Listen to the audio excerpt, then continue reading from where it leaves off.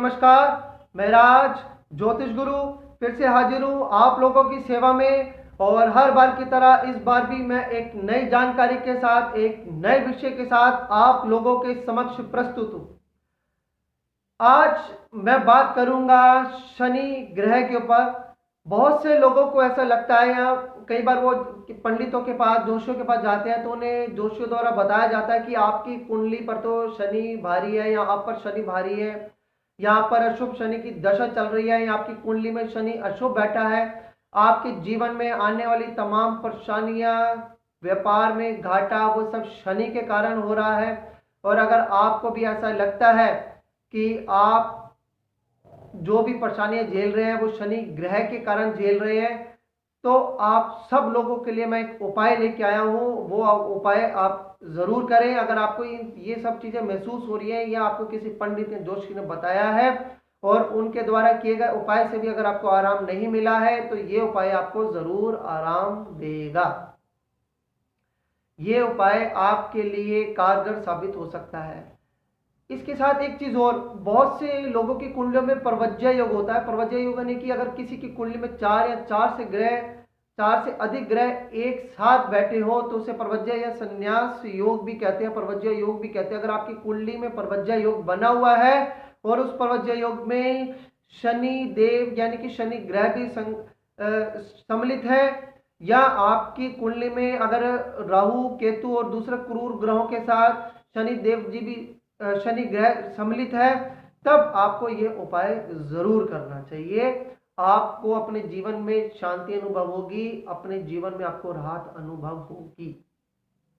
वैसे मित्रों, मेरा मानना है कि शनि किसी के शत्रु नहीं होते। हमारे अपने ही किए गए अच्छे या बुरे कर्मों का शनि देव जी फल देते हैं। आपकी कुंडली में अगर कोई शनि अशुभ बैठा है तो वो आपके पिछले जन्मों के बुरे कर्मों का फल है कि वो शनि देव जी इस जीवन में आपको उस कर्मों की सजा दे रहे हैं। अब आपने उसका उपाय करना है। आपने शनि देव जी से तो माफी मांगनी ही है, आपने अपने कर्मों के लिए उनसे, अपने गुनाहों के लिए उनसे माफी मांगनी है। लेकिन ये छोटा सा उपाय भी आप जरूर करके देखिएगा। ज्यादा कुछ नहीं करना, एक दो चीजें मैं आपको बता रहा हूं, आप उसे नोट कर लीजिए। सबसे पहले आपको लेना है 1.25 मीटर नीला कपड़ा।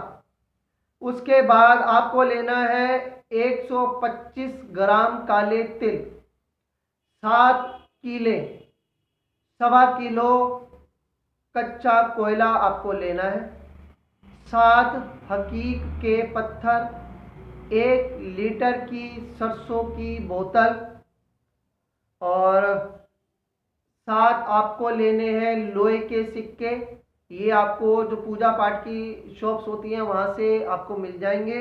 और उसके साथ आपको लेना है 1 काजल की डिब्बी।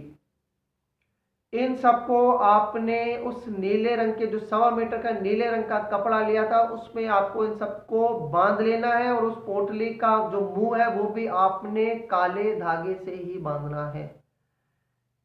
आपको अमावस्या को या दिवाली के दिन या ऐसे दिन जब शनैश्चरी अमावस्या पड़ रही हो, तब आपको ये सारा सामान बांधकर अपने ऊपर से 7 बार उतार लेना है एंटी क्लॉकवाइज। आप खुद नहीं कर सकते तो किसी दूसरे को कहिएगा, लेकिन जेंट्स को कहिएगा, महिला नहीं होनी चाहिए। कोई पुरुष ही आपकी ये इस तरह से नजर उतारे उस सामान से। यह करने के बाद आपने तुरंत वो सामान लेकर, जो भी आपके आसपास नदी बहती हो, बहता जल हो, वहां पर आपने इस पोटली को छोड़ देना है। छोड़ते समय आपने ओम शम शनिश्चराय नमः, ओम शम शनिश्चराय नमः, ओम शम शनिश्चराय नमः इस मंत्र का जाप करते रहना है। और मन ही मन शनि देव जी से प्रार्थना करनी है कि आपके द्वारा जो गुनाह पिछले जन्म में जाने अनजाने में हो गए थे, उसके लिए आप माफ कीजिए, माफी दीजिए, मेरे गुनाहों को बख्शिए और आगे का मेरा जीवन जो है उसे अच्छा कीजिए, ताकि इस जीवन में मैं अच्छे कर्म कर सकूं और अपने पिछले जो मैंने गुनाह किए थे या बुरे कर्म किए थे उसका मैं पश्चाताप कर सकूं। बस इतना ही काम करना है मित्रों। फिर देखिएगा कैसे आपके जीवन में बहार आती है, कैसे आपके जीवन में खुशियां आती हैं। और लेकिन एक चीज कभी मत सोचिएगा कि शनिदेव जी हमारे शत्रु हैं, शनिदेव जी हमारे मित्र हैं। हमारे अपने किए गए बुरे कर्म ही हमारे शत्रु होते हैं। ये उपाय आप जरूर करके देखिएगा और फिर मुझे आप जरूर बताइएगा भी कि इस उपाय से आपके जीवन में क्या फर्क पड़ा है। चलिए मित्रों, जानने से पहले, आप लोगों से विदा लेने से पहले मैं आप सबसे प्रार्थना करना चाहूंगा कि अगर आपने अब तक मेरा चैनल सब्सक्राइब नहीं किया है तो इसे सब्सक्राइब कर लीजिए।